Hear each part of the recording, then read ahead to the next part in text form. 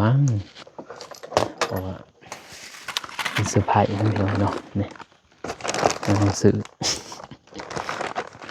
แต่เป็นธงเนี่ยธงอยู่แต่ว่าธงขาวคือว่าน้ำในแต่บางคนก็เลยเลือกซื้อน้ำดักแล้วกระทงแปลกๆนั่นยังเปิดเบิ้งในยังน้ำบ่มีบ่น้ำแต่มีกันซันเนี่ยแจ้งกลัวดอกตัวเก่าฮะแจ้งกลัวตัวนี้นอนน้องมาตลอดเลยแล้วก็เป็นยังไงเหรอ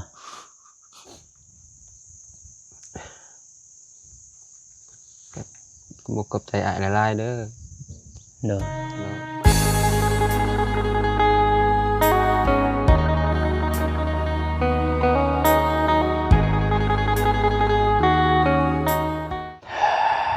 โตเป็นยังไงเนาะเอาเปิดภาพมาพี่เด้อพี่น้องเด้ออยู่ที่สวนกาแฟพี่น้องเนาะหลังจากมาแต่บ้านพี่เนาะมากับเบามีสีหิ้วเข่าพี่เนาะเลยว่าสีเขาปิดเขาก่อนเบามีคนถือเขาไปแล้วพี่น้องเนาะเมื่อนี้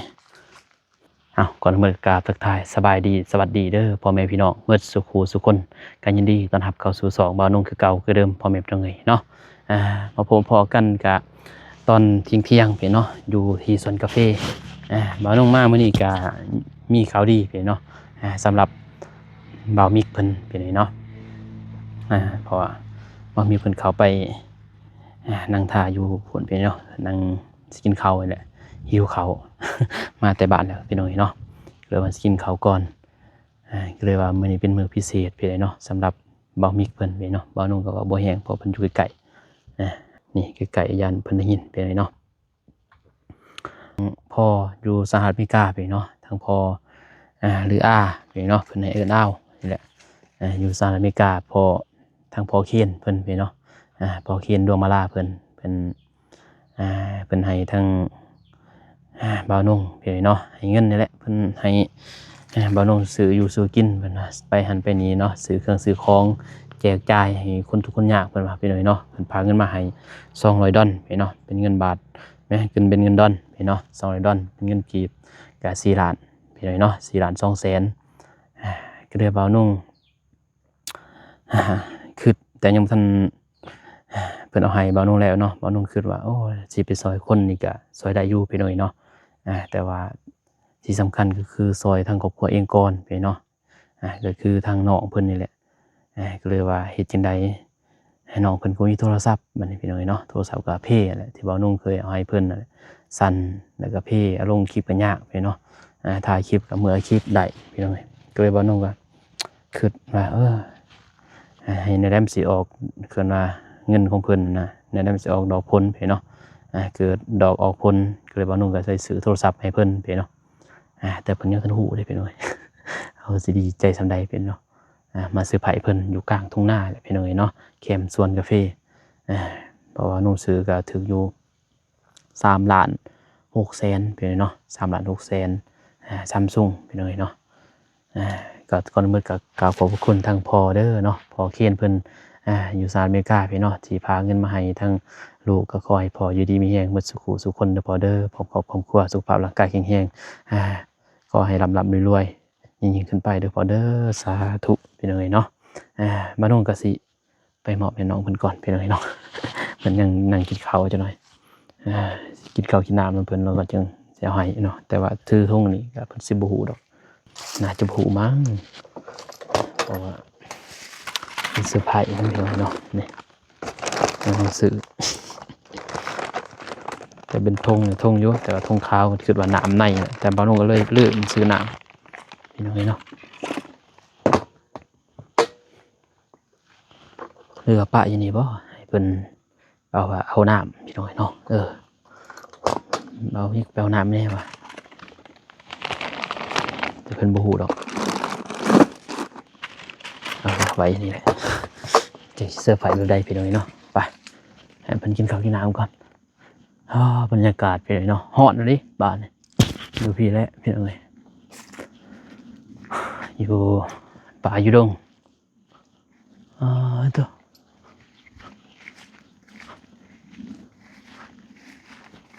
ต้นยังไงเฮ็ดยังบ่มิกเฮ็ดยังอยู่นี่เป็นโทรศัพท์สบายดีเด้อหางกระบอกมิกพี่น้องเอ้ย ได้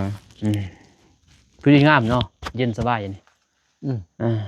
ภาพบรรยากาศเป็น วิวดี วิวดีเลยนะ ได้ หิวเขาแล้วบ่เนี่ยบ่ ลืมน้ ลืมน้ำ เอ้าสกินได้บัด ำจัก ลืมน้ำกินนี่ ลืมน้ โดย ำโอ้ยบ่ได้กินก็อยานะกินเลยกินอะไรจึงจะออกไปซื้อ เอามากินบ่ กินน้ำกันนั่นแหละ กิ จะ น เอา ก่ ไป อนนะ ปุ่นจะเอาไปซื้ออยู่ปุ่นไปเลยเอาไปบ้านตรงบ้านก็ซื้อเลย โดย ซื้อกินอยู่ปุ่นเลยโอ้ยได้ยังกิน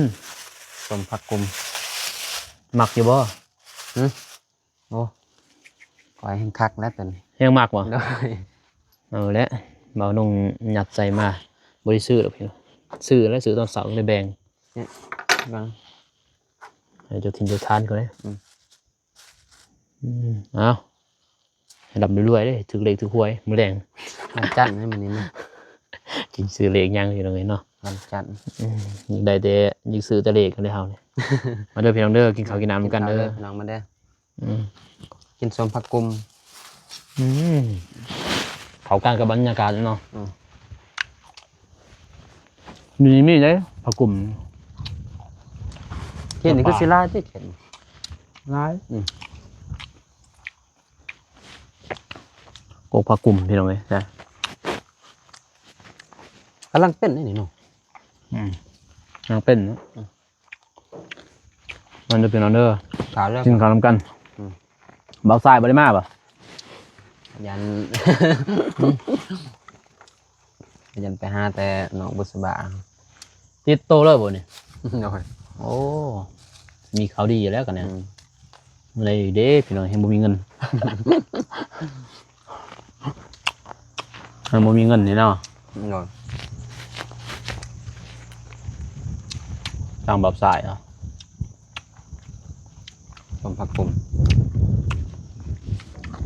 เอฟซีเคยกินมั้งพี่น้องเป็นผักกลุ่มผักกลุ่มผักก่อย มีหนามให้ขักสดหัวหนามค่ะ น้ำพัน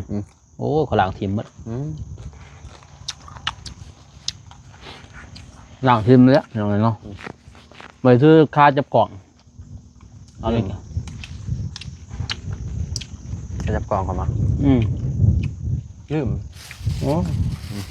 บ่มีธง มันมีทองใส่แม่สุดเทพ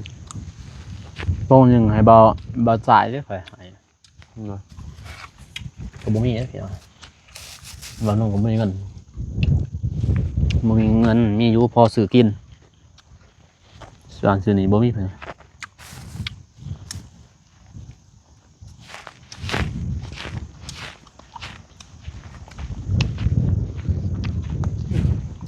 บรรยากาศดีกันเนาะลมบ่อยๆเนาะ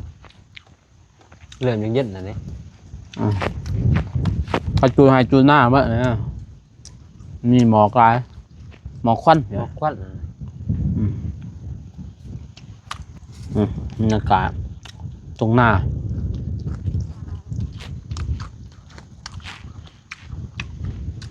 งาม วิวเนาะ กินแบบธรรมศาสตร์พอกินข้าวแสบเนี่ย ตะกกยังเลยเนาะ เหรอ เข็มนี้เข็มหัว มีแต่กุ๊กใหม่กุ๊กใหม่เปิ่นปะ เบื้องใบมันคือหมากช่างว่า แล้วคูณปะ มันน้ำหมากตัวได้ปะตัวมันเป็นดอกหงิวนี่ มีบ่หมาก อันแรกเบื้องใบคือกกหมากอันนั้น แล้วใบเหนียวเนาะ ดอกมันบ้านมันเป็นดอกขาวๆเนี่ย เป็นกินอยู่ปะ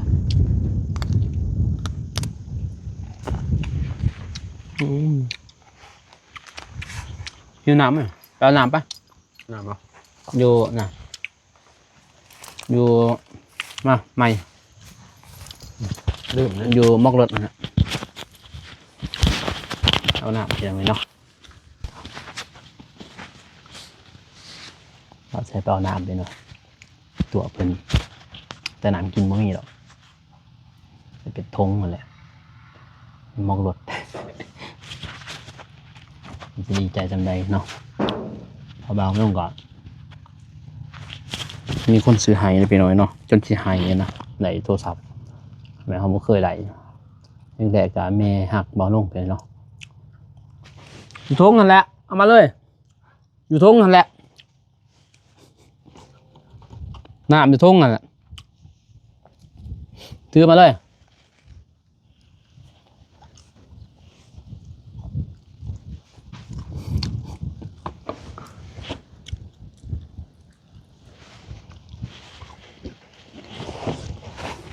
ตัวเพิ่นไปหน่อยอ้าวนั่นแหละน้ำเบ้บนน้ำไงมาเบ้มาแกะนี่ตุกน้ำ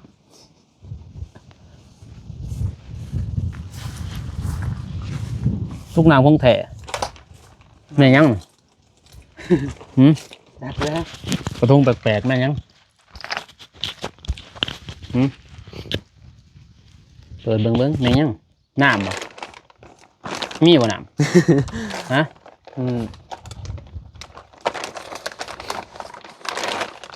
แม่ยัง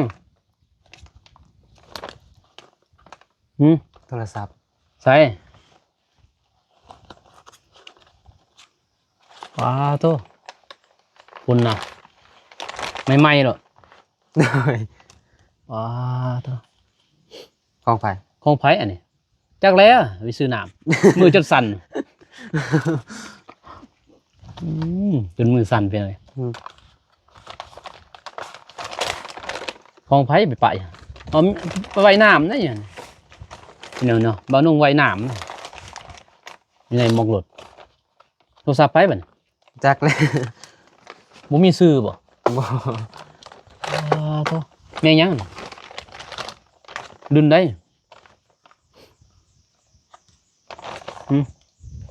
A16 บ่ A16 รุ่นได้ซัมซุง Samsung A16 ว้าโทเปิดเบิ้ง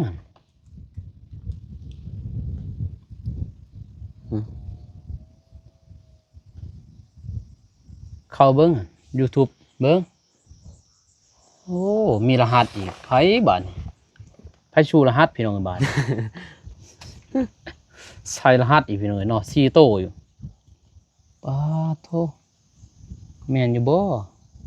บ่าวนงนี่คือบ่ถือบ่าวนงบาดนี่โอ้แม่นเสือบ่าวนงโทรศัพท์บ่าวนงบ่จัก ผู้ซื้อใหม่ๆนะพี่น้องดาวน์โหลดสะบกสะแวะอีกโอ้เนื้อกล่องปลาโทพี่น้องเอ้ยกล่องแจ้งไปแจ้งบานนี่ใช้โทรศัพท์จ้ะ นี่แหละ ฮะ นี่แหละ นี่บ่ โดย ปลาโทเรียวมีพี่น้องเอ้ยข้างเป็นข้างนั่นโทรศัพท์บ่าวนงเลยให้เพิ่นแต่หมดเนาะ โดย เบิ่งหัวกะ จนหมุนเลยหัว ซากก็บ่อยากเข้าแล้วนะ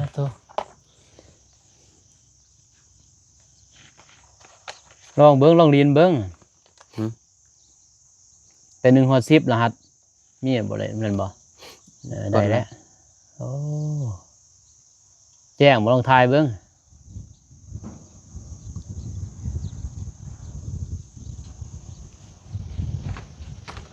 โอ้แต่บ่มีกันสั่นเด้แจ้งกว่าดอกตัวเก่า ฮะ แจ้งกว่าตัวนี้ แจ้งกว่าอีก โดย คักบ่ คักอยู่ ยังได้อยู่อ่ะ ก็อยากได้อยู่ หืม อยากได้อยู่ ความฝัน โดย ในชีวิตยังได้โทรศัพท์ โดย มีคนซื้อให้อยู่บ่ บ่ เคยซื้อเองบ่เคยหาเงินซื้อเองบ่ เคยอยู่ แต่โทรศัพท์ตอนนั้นไปใช้น่ะ กับอยู่พุ่นเลยแล้วบ่ได้เอา ป้าให้เมียเลย โดย มาแต่โตเลยเนาะ โดย ยังไงมือสั่นนี่เลย บ่อยากบ่เขากินได้เขาฮะ อิ่มเลย อิ่มแล้ว โดยอิ่ม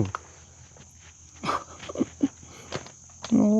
ยใส่เสื้อบ่เตี้ยงอีกคือสิมักแห้งเสื้อตัวนี้เนาะ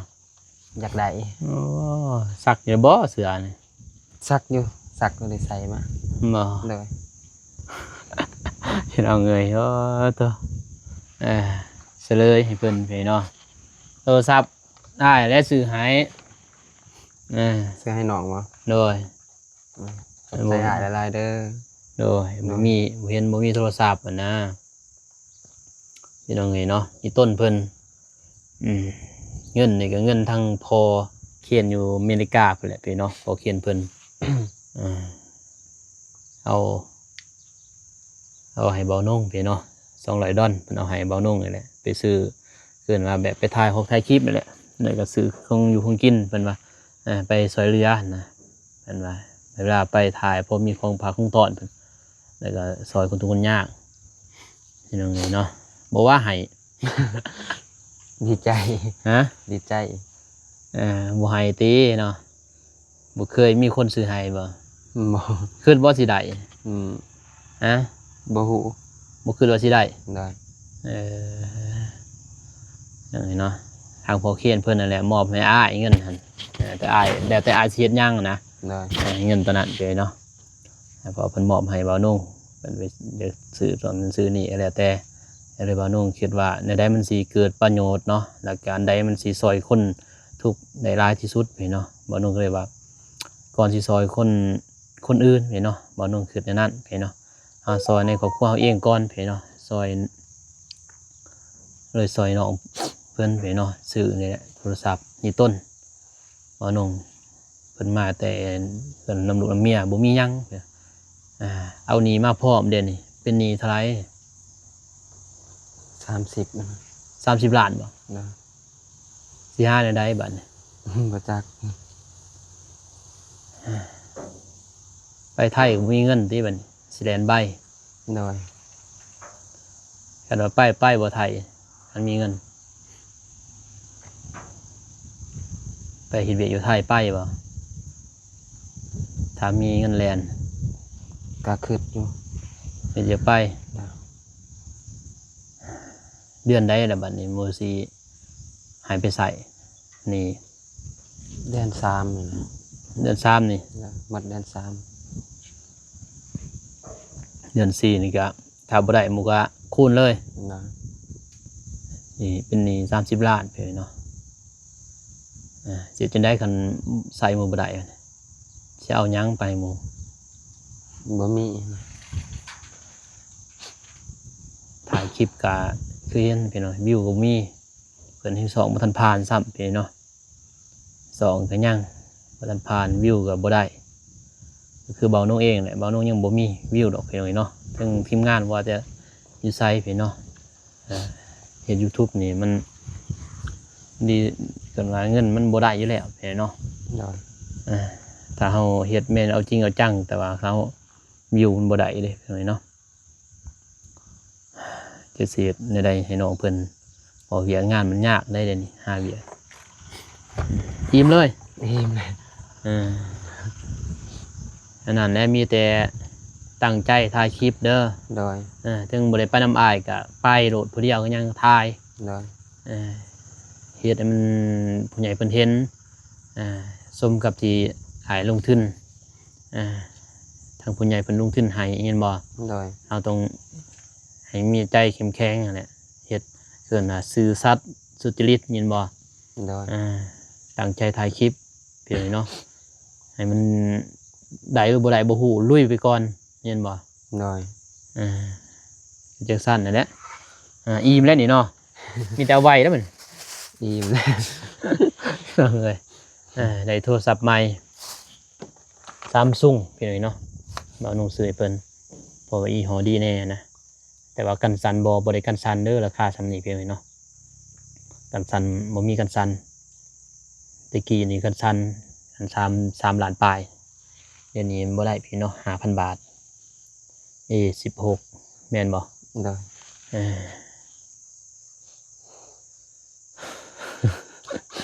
เป็นยังไงเนาะ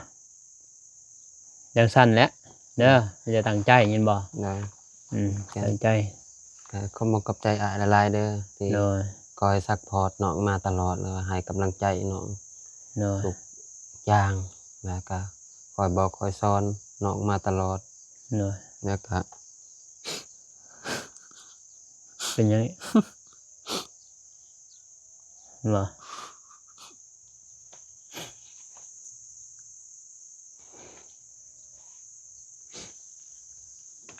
เป็นยังไง รู้สึกอิ่มอกอิ่มใจบ่คิดบ่ฟันนะ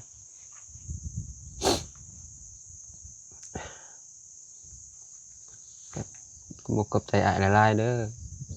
โดย เนาะก็ขอให้อ้ายจงอยู่ดีมีแรงเฮ็ดหน้าที่การงานก็ขอให้ราบรื่นเงินคำไหลมาเทมาขอให้สุขกายสุขใจไปตลอด แล้วก็อยู่ปกปักรักษาน้องนุ่ง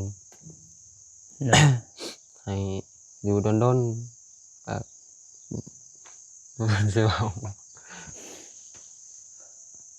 เพราะว่าพี่น้องเอ้ยเนาะชีวิตบ่าวนงแล้วก็น้องนุ่งบ่แม่นสิหรูหราไปผ่านทุกข์ผ่านยากหลาย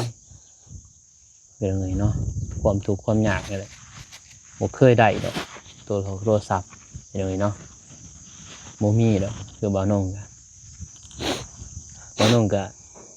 จักสิเว้าไปเลยเนาะก็สุดความสามารถที่บ่าวนงเบิ่งแย่งน้องนุ่งพ่อแม่ลูกเมียพี่เนาะ กับบริทีมได้ปะทั้งน้องทั้งนุ่งบริทีมได้ปะพ่อแม่ลูกเมียไปเนาะอันนี้นี่ผู้ใหญ่เป็นให้เบานุ่งแต่ว่าเบานุ่งคืออะไรอยู่ต้นนอกไปเนาะบอกซ้อนน้องในสิ่งมันดีอันใดมันดีแนะนำน้องมีแต่ตั้งใจยินบ่ โดย เรียนจนว่าพังความมาแล้วเฮ็ดไปเลยเนาะตอนนี้พังบ่กับพังไปเลยเนาะมีแต่ตั้งใจเด้อ โดย ไอ้ก็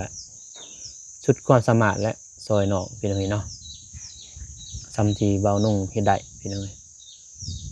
ซอยซ้ำซอยได้เฮาก็ต้องดิ้นรนโดยตนเองอีกแน่ยินบ่ โดย ทุกสิ่งทุกอย่างมันบ่มีหยังได้มาง่ายๆเฮาต้องสู้ซน